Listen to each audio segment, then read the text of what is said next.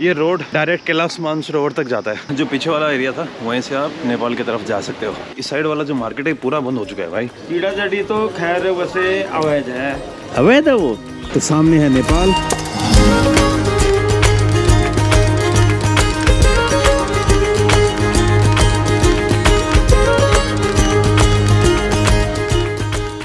Good evening guys और स्वागत है आपका एक और नई वीडियो में। प्लेस जोलजीबी और जोलजीबी से अब मैं निकल रहा हूँ धारचूला की तरफ। धारचूला मेरी इस उत्तराखंड की ट्रिप की लास्ट टाउन होने वाली है। उसके बाद मैं धारचूला से निकल जाऊँगा दिल्ली की तरफ। और अब यहाँ से पता नहीं मैं कैसे जाऊँगा। अगर यहाँ तो लिफ्ट लेके, नहीं तो कोई गाड़ी वाड़ी मिल गई तो गाड़ी में चला जाऊँगा। लगभग 1 से 1.5 घंटे का रास्ता है यहाँ से धारचूला का। और जो रोड होने वाला है वो पूरे एकदम बॉर्डर रोड होगा। एक साइड में इंडिया, बीच में काली नदी और राइट साइड में हो जाएगा नेपाल। और अभी जिस रोड से मैं जा रहा हूँ ये रोड डायरेक्ट कैलाश मानसरोवर तक जाता है। वहाँ पे पड़ेगा लिपू लेक पास, और लिपू लेक पास से फिर आप तिब्बत के अंदर एंटर कर जाओगे और उसी रास्ते से आप कैलाश मानसरोवर के दर्शन करने जा सकते हो। एक व्यू पॉइंट भी बोलते हैं कैलाश मानसरोवर का, वो इंडिया चाइना बॉर्डर के ऊपर है।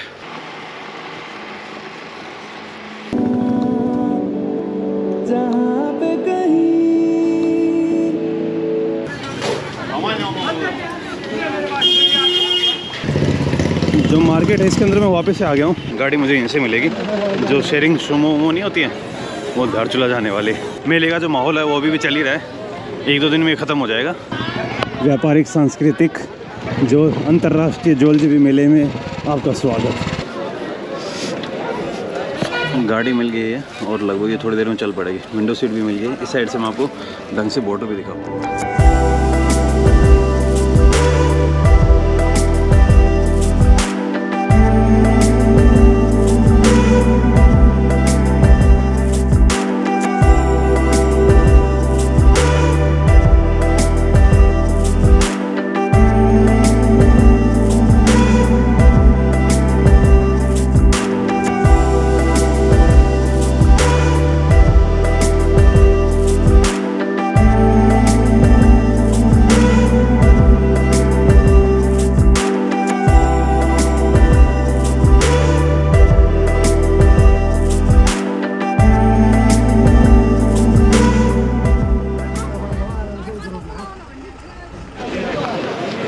ये देखिए भाई, इधर गांधी जी की मूर्ति लगी हुई है और मैं पहुंच चुका हूं धारचूला में। नेपाल रोड धारचूला।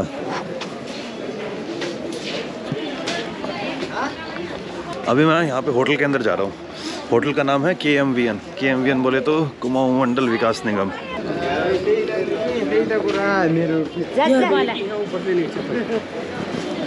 TRH आ गया भाई। मानस, ये उत्तराखंड टूरिज्म के वो हैं गेस्ट हाउस। और हमेशा जो गवर्नमेंट के गेस्ट हाउस होते हैं बहुत मस्त जगह होते हैं। यहाँ पे अभी मैं गेस्ट हाउस के अंदर रूम लेता हूँ, उसके बाद बात करते हैं।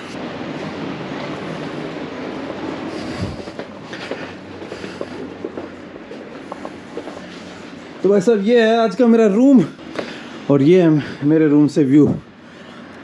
सामने जो आपको दिख रहा है दैट इज़ नेपाल और ये जा रही है काली नदी।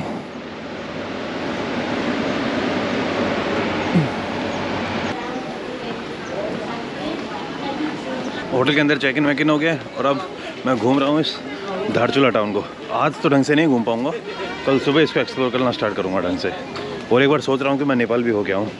अभी पता नहीं है कि भाई नेपाल जाने का प्रोसेस क्या है, कैसे वो सारी चीज़ें होंगी कैसे नहीं। अच्छा, सबकी अलग अलग चेक पोस्ट है क्या? अच्छा, यही है क्या ब्रिज? जो पीछे वाला एरिया था वहीं से आप नेपाल की तरफ जा सकते हो। अब मैं यहाँ पे ऊपर की तरफ जा रहा हूँ एक बार। जो ये बॉर्डरिंग टाउन है इनके बहुत अलग अलग टाइप का माहौल रहता है यहाँ पे। और ख़ास करके जो नेपाल के साथ हैं उनके साथ चीज़ें थोड़ी और कॉम्प्लिकेटेड हो जाती हैं। Not complicated in a bad way, but complicated in terms of कि भाई कितना आसान है यहाँ इंडिया से नेपाल और नेपाल से इंडिया आना।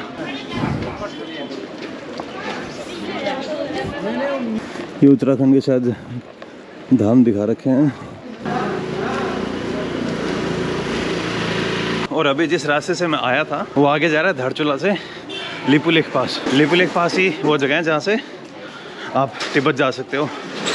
चाइना जा सकते हो। तो जो कैलाश मानसरोवर की यात्रा होती है ना, पिथौरागढ़ इधर से परमिशन लेनी पड़ेगी और टूर आपका वहीं से स्टार्ट होगा। यहाँ से होते होते आप लिपू लेक पहुँचोगे और लिपू लेक से फिर आप तिब्बत या चाइना के अंदर एंटर कर जाओगे।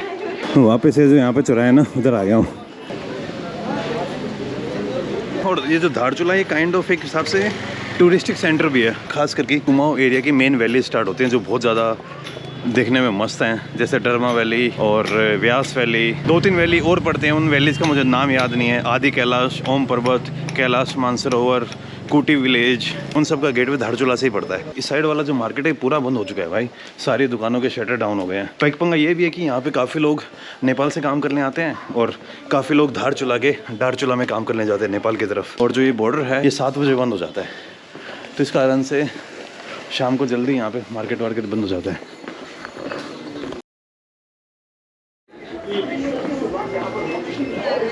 कल शाम को यहाँ पे पहुँचने के बाद मैं फिर थोड़ा बहुत घूमा, उसमें अंधेरा हो चुका था। और जो लोग यहाँ पे सामान खरीदने आते हैं या फिर जो लोग ट्रेडिंग करने आते हैं नेपाल से इंडिया या फिर इंडिया से जो नेपाल जाते हैं, और उस टाइम मार्केट भी बंद हो चुका था। तो उसके बाद से फिर मैंने वीडियो बनाना सही नहीं समझा। मैं सोचा कि यार सुबह जब मैं उठूँगा ना तब ढंग से वीडियो बनाऊँगा। और अभी मैं एक बार थोड़ा ऊपर जा रहा हूँ और वहाँ से फिर आपको जो दोनों टाउन है ना, धारचूला और धारचूला, दोनों फिर आपको ढंग से दिखा पाऊँगा।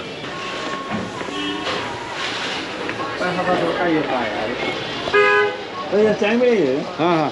कहाँ से हैं आप? हम गाँव हुआ हमारा पांगो। कौन सी वैली में है? ये 14 वैली। 14 में? 14 गाँव में है तो 14।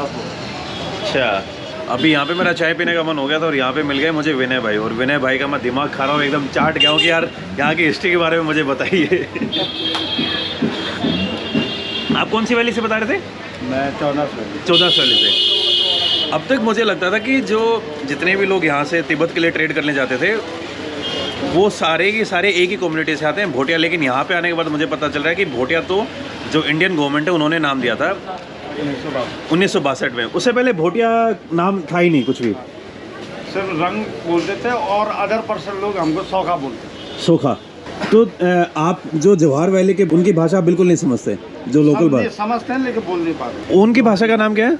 उनकी भाषा का नाम जोहारी हुआ था। वो कुमाऊनी बोलते क्या? नहीं, कुमाऊनी के साथ उनका टच रहता है। और आपकी लैंग्वेज कुमाऊं से बिल्कुल अलग है? बिल्कुल अलग। जैसे हमारा लैंग्वेज में सिर्फ फल फूल में आता होगा, जैसे सेव, हाँ, नारंगी, हाँ, अन्य और सब अलग है। और रंग समाज में यहाँ पे जैसे डरमा, 14 व्यास 3 वैली है। और आप लोग भी माइग्रेशन करके धारचूला आ जाते हैं जैसे? 14 घाटी वाली माइग्रेशन नहीं करते, सिर्फ व्यास और धर्मा वाले। तो 14 में अभी लोग रहते हैं? हाँ हाँ, क्योंकि वहाँ का क्लाइमेट ठीक है ना, क्योंकि ज़्यादा बर्फ़बारी भी नहीं होती। बर्फ़बारी ज़्यादा से ज़्यादा हो गई तो आजकल ये लगा लीजिए 1 फीट। 14 में गांव कौन से पड़ते हैं फिर? सबसे पहले पांगू, हिमखोला, छलमा छलासू, सोसा, सिरदंग, सिरखा, सिरखोला, जिप्ती, गाला। गुंजी किधर पड़ता है? गुंजी ये सारे ये गुंजी कुटे गुंजी ये व्यास के हो गए। बूदी और तो 14 तो पास ही हो गए ना फिर यहाँ से? हाँ, यहाँ से बस 42 किलोमीटर। परमिट मिल सकता है अभी 14 वैली का? 14 के लिए तो परमिट नहीं चाहिए।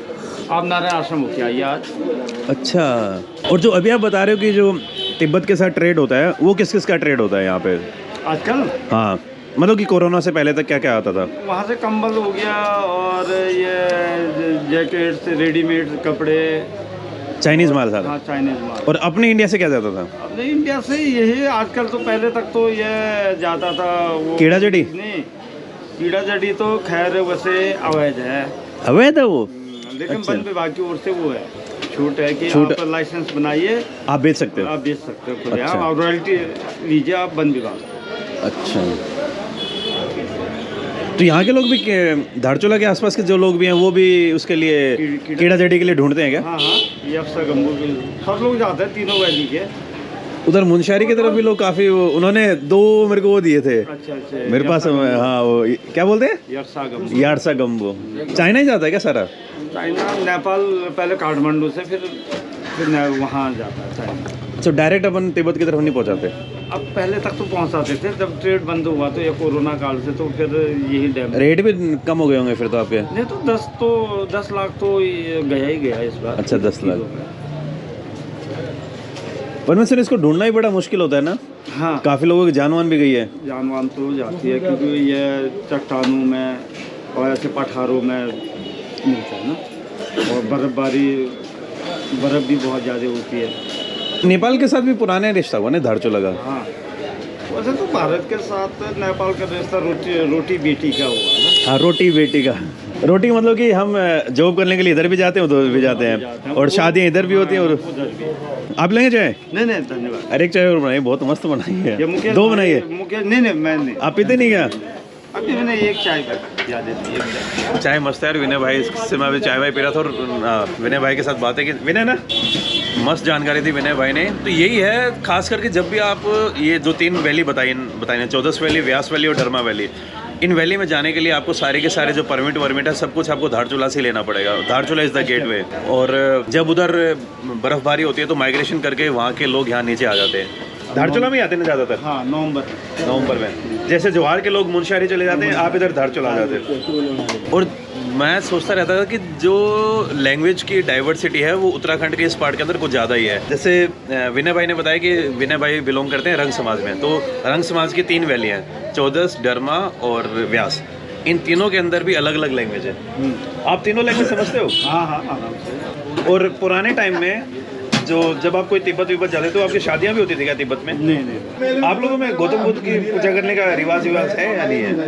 नहीं है। की पूजा करते हैं, और लेकिन ये कोई मना ही नहीं है, हम चर्च भी जा सकते हैं। नहीं वैसे मैं पूछ रहा हूँ, आपके लिए सबसे ऊपर इष्ट देवी है।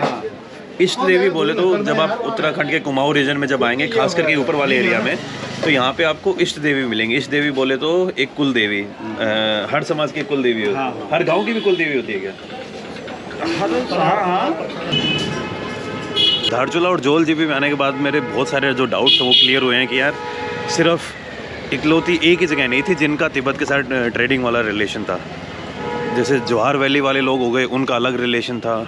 इस साइड वाले जो हो गए जैसे डरमा, चौदसिया और व्यास, इनके अलग रिलेशन थे, लेकिन ये सब करते ट्रेडिंग ही थे। और सब मतलब कि जो भोटिया समाज, मैं आपको पिछले 3-4 वीडियो से बता रहा हूँ, बेसिकली भोटिया समाज जो नाम है ये इंडियन गवर्नमेंट ने दिया था। इंडियन गवर्नमेंट से पहले भोटिया जो समाज था वो एग्जिस्ट करता था, लेकिन उनके अलग अलग फॉर्म है। जैसे भोटिया समाज में रंग लोग आ गए, जोहारी लोग आ गए, ये वो लोग हैं। इंडियन गवर्नमेंट ने भोटिया समाज को वो बता दिया था कि भाई जिन लोगों का भी तिब्बत के साथ ट्रेडिंग वाला रिलेशन था उन सबको भोटिया समाज के अंदर डाल देता। कि 1962 वॉर के बाद जब ट्रेड था वो ख़त्म हुआ, और उस ट्रेड के ख़त्म होते ही भोटिया समाज के जो वो थी लाइवलीहुड वो भी ख़त्म हो गई थी। बाकी लोगों के तो अलग अलग काम होते थे, लेकिन भोटिया लोगों का तो मेन एक ही काम था कि तिब्बत के साथ ट्रेड करना। जैसे ही ट्रेड ख़त्म हुआ तो फिर भोटिया कम्युनिटी एग्जिस्टेंशियल क्राइसिस से गुजर रही थी, और इसी से रिकवर करने के लिए जो इंडियन गवर्नमेंट है उन्होंने भोटिया समाज को एक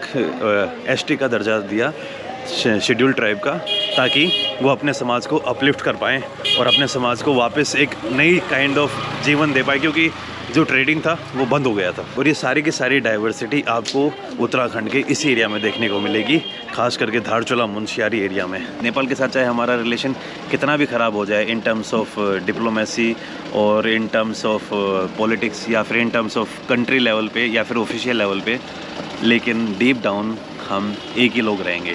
बाकी इस वीडियो को ख़त्म करने से पहले मुझे आप लोगों को एक मस्त चीज़ और दिखानी थी। अगर मैं यहाँ से आवाज़ लगाऊँ तो नेपाली भाई को मेरी आवाज़ आराम से सुन जाएगी।